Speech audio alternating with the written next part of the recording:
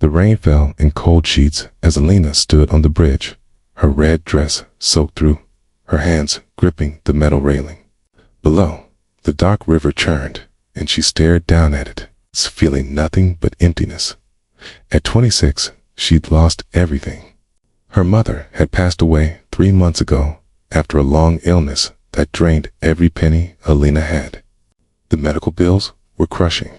She'd lost her job when she took too much time off to care for her mother. Her apartment was gone, her savings depleted. And now she had nowhere to go and no one to turn to. The world felt too heavy to carry anymore. Alina climbed onto the lower railing, her heart pounding. One more step and it would all be over. No more pain, no more struggling, no more feeling like a burden to everyone around her.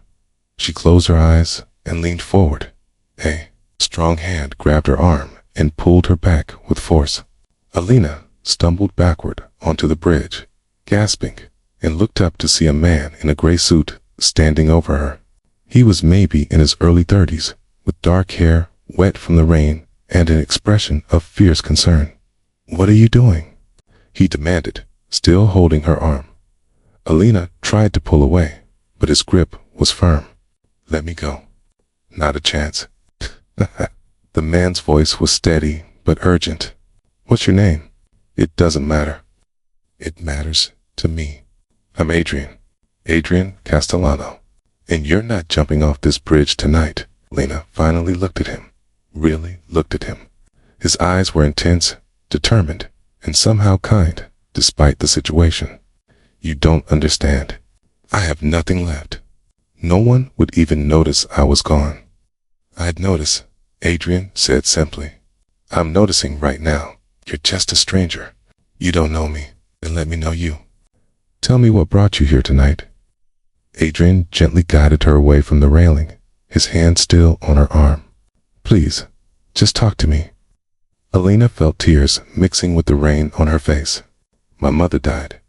I spent everything trying to save her, and it wasn't enough. I lost my job, my apartment, everything. I'm completely alone with debts I can never pay. There's no way out." "There's always a way out," Adrian said firmly. "Just not that one. Never that one. How would you know? You're standing here in an expensive suit. You probably have no idea what it's like to lose everything." Adrian's expression darkened. "Actually, I do. 5 years ago, I stood exactly where you're standing now, for exactly the same reason. I'd lost my business, my home, everyone I loved. I was ready to end it." Tana stared at him. "What stopped you?" "A stranger. An old woman walking her dog. She stopped and talked to me for an hour about her own losses, her own struggles. She told me that pain is temporary, but death is permanent. She said I owed it to my future self to at least try one more time." Adrian's voice softened. "She saved my life that night, and I promised myself that if I ever saw someone standing on this bridge, I'd do the same for them." "What happened after? How did you get from there to here?" "I started over, from absolutely nothing. I slept in my car, took any work I could find, built myself back up one painful day at a time.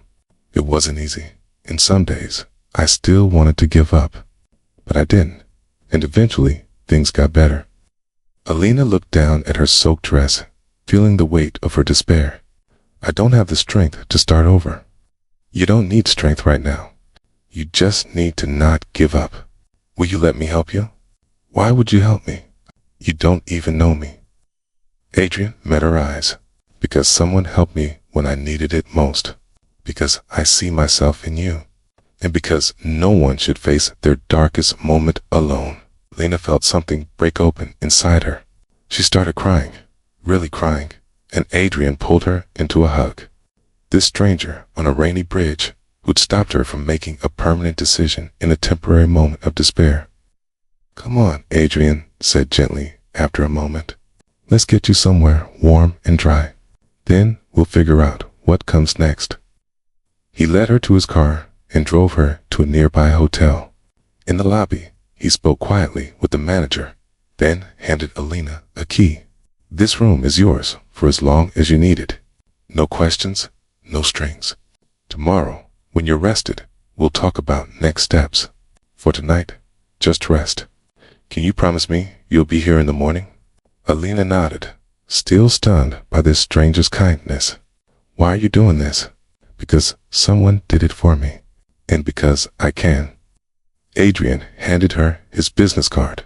Call me tomorrow, please. Lena looked at the card. It read, Adrian Castellano, CEO, Castellano Industries. The next morning, Alina called the number on the card. Adrian answered immediately. Jay, still here, he said, and she could hear the relief in his voice. I'm still here. Over coffee that afternoon, Adrian listened to Elena's story. Her mother's illness, the overwhelming debt, the job loss, the cascade of failures that had led her to that bridge. I want to help, Adrian said. Not as charity, but as an opportunity. I need someone to manage community outreach for my company. Someone who understands what it's like to struggle, who can connect with people who need help. The pay is fair, and there's room to grow. Adrian, I can't accept this. You've already done too much. Can, and you will. Because 5 years ago, someone gave me a chance when I had nothing. They believed in me before I believed in myself. Let me do the same for you. Alina started the job 2 weeks later. The work was challenging but fulfilling, connecting struggling families with resources, creating programs to help people in crisis. Adrian was a patient mentor, teaching her about business while respecting her insights about helping people in need. Slowly, Alina began to rebuild. She found a small apartment, started paying down her debts, began to believe in a future again. And as the months passed, she and Adrian grew closer, their connection deepening from gratitude to friendship to something more. One evening, a year after that rainy night on the bridge, Adrian took Alina back to that same spot. The rain had returned, but this time it felt cleansing rather than oppressive. I've been thinking about that night, Adrian said, holding her hand. About how close I came to never meeting you. About how one moment can change everything. I think about it too. I think about what you saved me from. Not just from jumping, but from giving up on myself. You've saved yourself, Elena. I just reminded you that you were worth saving. Adrian turned to face her. That night, I told you I had been where you were 5 years before. What I didn't tell you was that I'd been alone ever since. I'd rebuilt my business, but not my life. I'd closed myself off because loss hurt too much. And now I realize that the best things in life come from taking risks, from being vulnerable, from letting people in. Adrian took both her hands. Alina, you've shown me how to live again, not just exist. I love you, and I want to build a life with you, if you'll have me. Alina felt tears streaming down her face, but these were different tears than the ones she'd cried on this bridge a year ago. These were tears of joy, of hope, of gratitude for the second chance she'd been given. I love you too, she whispered.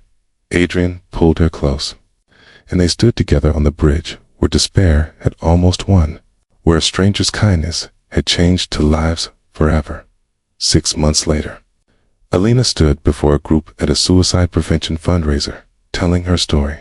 She spoke about that rainy night, about the hand that had pulled her back from the edge, about the stranger who'd become her savior, and then her partner.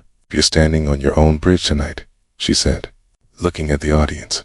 Please know that pain is temporary, but death is permanent. Please know that you're worth saving, even if you can't see it right now.